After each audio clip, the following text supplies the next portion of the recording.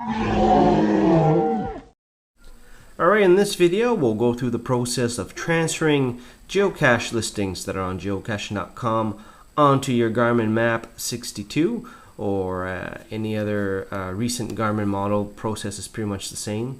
So what we'll do now is take a closer look on our computer and see what the process is from there. Alright, once you've logged into geocache.com, created an account, and actually searched for a geocache, you're at the geocache listing. This is really important to read all the details of the geocache, especially when you're loading up to the GPS, because there might be some details that you need to do in order to find or complete. For this example, this is a multi-cache, means there's a stage between yourself and the final location. So I want to make sure that I scroll down and read more about it here. So this is a geocaching challenge that Nova Scotia parks are running. So this is spread across the province. So there's a little bit of work needs to be done here. So there's the information. Now the part that I like is the sending to a GPS. So for example, you see this button here. So let me just get in a little closer here so you can see. So we'll have a button here called Send to My GPS. Now I currently have the Map 62 connected. So I'll just click on that, and you'll see the pop up here, and you can see that you'll need the Garmin plugin, communicator plugin, in order to get this to work. But you can see that it's for Garmin, Magellan, and Delorme. So here it found my Garmin, so I'm just going to click on right, and there you go. What it does, it creates a GPX file, saves it to the Garmin 62, and named it as the cache name. So there you go, all set. So now let's take a look at our Garmin and see what this looks like. So once the geocache has been transferred to our GPS, the next thing we need to do is to do a find. Here I'm just going to hit the find button and choose geocache, hit enter, and I only have one listed here, so it's just going to show the first one. It shows you how far we are from this geocache. Hit enter again, and there is the position on the map. Now if the geocache has any other waypoints, such as a parking trailhead and stuff like that, it will also show it on the map. We can hit menu at this point to review the point, to actually see what information got downloaded. So we can see we got you can see the geocache type, the cache name, the difficulty terrain rating, and the base coordinates. Now if you don't have premium membership, this is all that you get. Now if you do have premium membership, you get all the information as you'd see on the web page here. So premium membership is an additional cost per year, but for those who want to do that. Now if you have a smartphone and you're in range, you can probably just use the geocaching.com app to read that. So once you're ready to go, you can hit enter and go, and now you can navigate. From there you can use the different pages such as compass if you wanted to, and use the geocaching dashboard like that. So there's the geocaching dashboard, and then or you can use the trip computer, which I think this is going to be my default page here, and shows a little bit more information that I will want when I'm out geocaching.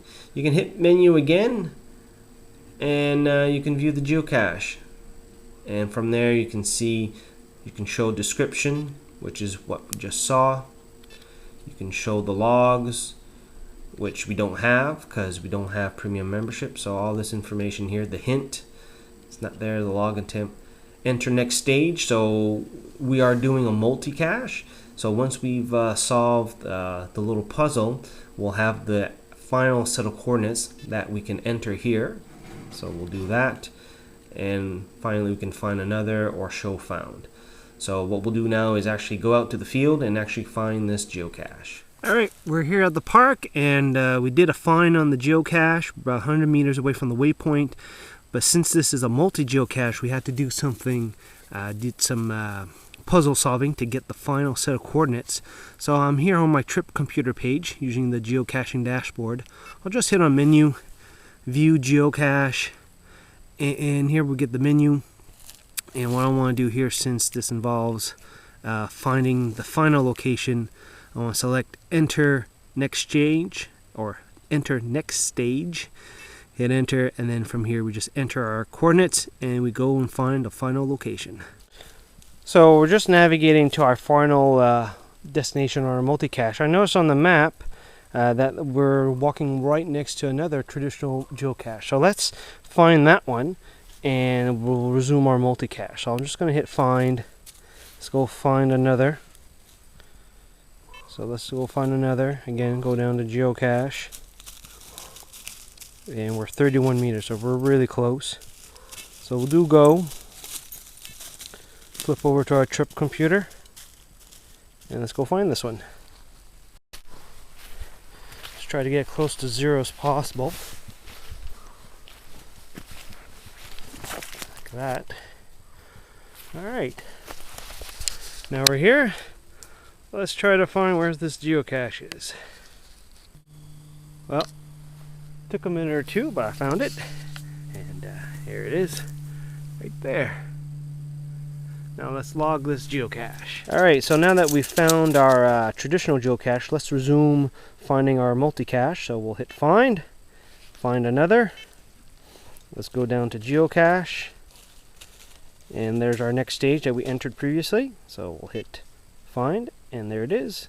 Go, and let's resume. Alright, we're arriving at the final stage of our multi, and we're just closing down the distance. As usual, we try to get as close to 0 as possible. In this case, we found the geocache, which is right here. Great old birdhouse. Open it up, and there you go. Here's the geocache.